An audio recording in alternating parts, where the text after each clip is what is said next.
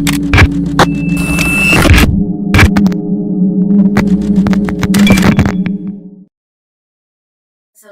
warahmatullahi wabarakatuh. Sebelumnya perkenalkan, nama saya Krisaflin Anastasia dengan stambuk F551919014. Jadi di video kali ini saya akan menjelaskan tentang penggunaan metode KNN dan juga C45.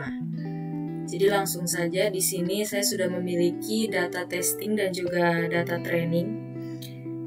Ini merupakan data tingkat kelulusan dari sekolah-sekolah, di mana di sini terdapat beberapa atribut, yaitu atributnya ada status, jumlah siswa, jumlah rombongan belajar, jumlah guru, lab, ruang praktek, dan juga perpus. Namun atribut yang kita pakai hanyalah untuk KNN ini status, jumlah siswa, jumlah rombongan belajar, jumlah guru, dan juga jumlah guru. Nah, untuk data testingnya itu sendiri saya memasukkan nilai untuk jumlah siswanya 1572, sedangkan jumlah rombongan belajarnya ada 35 dan jumlah gurunya ada 77.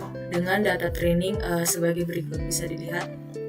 Nah, jadi dari data testing ini akan ditentukan tingkat kelulusan dari sekolah tersebut, yakni SMA Negeri 2, apakah mencapai 100% ataukah di bawah 100%. Nah, karena itu kita menggunakan metode KNN dengan melalui beberapa langkah. Di mana langkah pertama yaitu menentukan nilai K atau tetangganya. Di sini ditentukan K-nya itu 3. Kemudian langkah kedua kita menghitung validitas dari data training dengan menggunakan rumus sebagai berikut, dan sudah terdapat di sini bisa dilihat tabel hasil perhitungan validitasnya. Ya, kemudian kita lanjut ke langkah ketiga, yaitu menghitung jarak dari Euklideannya dengan rumus sebagai berikut. Nah, di sini saya sudah tertera rumus dan juga perhitungan dari salah satu baris, yaitu baris pertama dari data training, di mana di sini ada data testing ya, saya kasih masuk di sini X1-nya itu 1572 yang merupakan data uji atau data testing, dan kemudian ini X2-nya ada 1286 yang merupakan ini data trainingnya. Kemudian ini Y1-nya 35 ini data testing, 33 ini data training, dan 77 ini data testingnya, dan 71 ini data trainingnya. Jadi dengan menggunakan rumus sedemikian rupa yang kemudian kita sum atau kita jumlahkan lalu kita akarkan, maka didapat hasil seperti ini, 286,07. Ini adalah hasil pembulatan. Jadi ke-14 data training dihitung seperti pada proses di atas berdasarkan data uji atau data testingnya. Maka dengan itu setelah menggunakan Microsoft Excel ya, untuk mempermudah diperoleh data sebagai berikut. Ini merupakan sum Euklideannya, kemudian ini Euklideannya yang sudah dihitung. Kemudian kita masuk ke langkah yang keempat, yaitu menghitung pembobotan atau weight voting dengan menggunakan rumus sebagai berikut. Nah, hasil dari perhitungan weight voting itu sendiri juga sudah diproses melalui Microsoft Excel dan didapat data sebagai berikut. Ya, kemudian kita lanjut ke langkah yang kelima, yaitu menentukan kelas data testing. Jadi setelah ditentukan weight votingnya, dari nilai-nilai weight voting itu kita bisa melakukan perankingan dari data yang terbesar ke data yang terkecil. Hasil perankingan ini menunjukkan nilai yang akan kita ambil. Misalnya di sini ada rankingnya, yang kita ambil itu ranking 1, ranking 2, dan juga ranking 3. Nilai terbesar pertama itu ada 0,002326367. Kemudian di sini yang untuk urutan pertama, dia tingkat kelulusannya itu di bawah 100%. Kemudian untuk urutan yang kedua ada 0,00119964, di mana tingkat kelulusannya dia 100%. Kemudian untuk urutan yang ketiga ada 0,00071471, di mana dia memiliki tingkat kelulusan 100%. Jadi bisa kita lihat dari ketiga ketiga ini, peringkat 1, 2, dan 3, kita lihat mayoritasnya. Yang terbanyak yaitu yang tingkat kelulusannya 100%. Jadi ada 2 ya. Ada yang SMA 1 dan juga SMA 5. Maka karena mayoritas dari tingkat kelulusan itu ada 2, jadi dapat disimpulkan bahwa berdasarkan tabel di atas maka didapatkan nilai dengan 3 wake voting terbesar. Nah, kelas yang lebih banyak adalah lulus 100%, maka SMA Negeri 2 Palu. SMA Negeri 2 tersebut dengan karakteristik jumlah rombongan belajar, jumlah siswa, jumlah guru seperti yang ditujukan pada tabel sebelumnya, yang diproses dengan algoritma KNN dapat dinyatakan lulus dengan 100%. Jadi di sini dia lulus 100% ya, kesimpulan terakhirnya.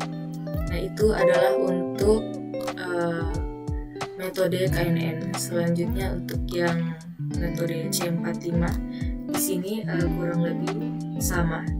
Namun berbeda dari sebelumnya, atribut yang dipakai di C45 itu adalah laboratorium, ruang praktek, dan juga perpustakaan. Jadi 3 atribut ini yang kita pakai.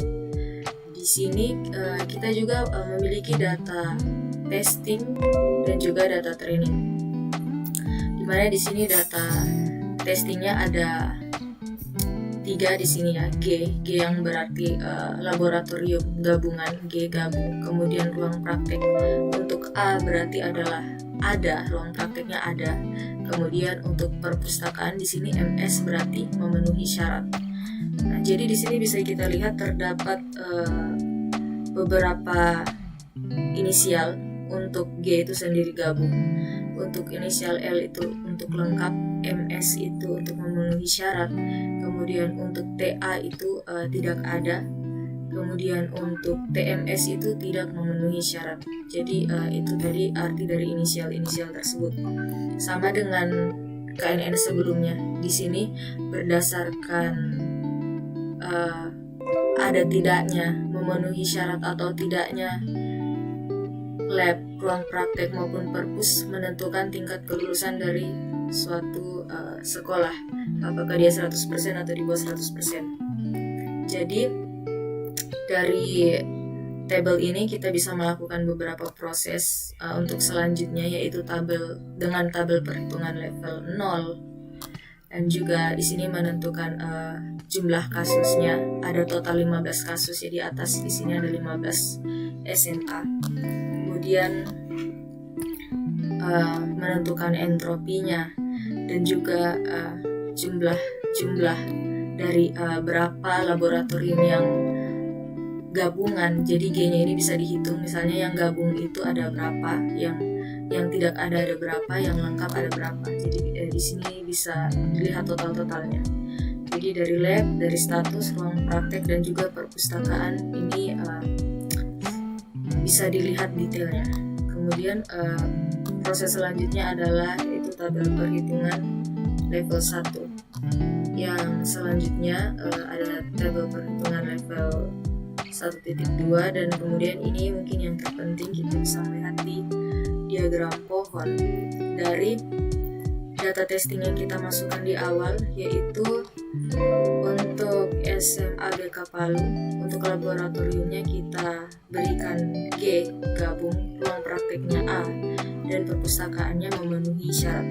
Jadi G, A, MS. Kalau kita lihat di